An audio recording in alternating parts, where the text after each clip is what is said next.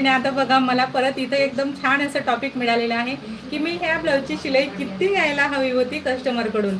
ठीक आहे ना, जसं की मी तुम्हाला ब्लाऊज परत एकदा दाखवते आणि फायनली कमेंट सर्व वाचून लवकर लवकर लाईव्ह संपवते.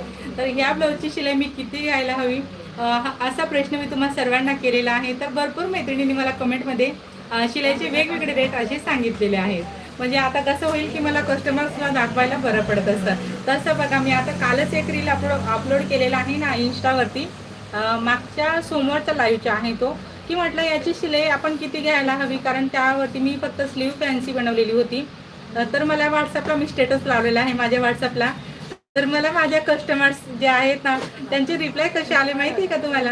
त्या ब्लाऊजची शिलाई मी 450 रुपये, मला लाईव्हमध्ये 450 सांगितले होते, पण मी त्या कस्टमरकडून 400 रुपये घेतले. ठीक आहे ना. जी स्लीव आता सध्या आपला व्हिडिओ खूप छान चालतोय तो, आणि मग त्यातल्या त्यात मी तो छोटासा शॉर्ट असा एडिट करून रील अपलोड केला इंस्टावरती आणि तोच मी स्टेटसला लावला. तर मला माझ्या कस्टमरचे रिप्लाय येत आहे की 120 घ्यायला हवी होती, 200 घ्यायला हवी होती असे मला त्यांचे रिप्लाय येत आहे. मला इतकं हसू आलं. म्हटलं बघा, जो तो ज्याच्या त्याचा फायदा बघत असतो.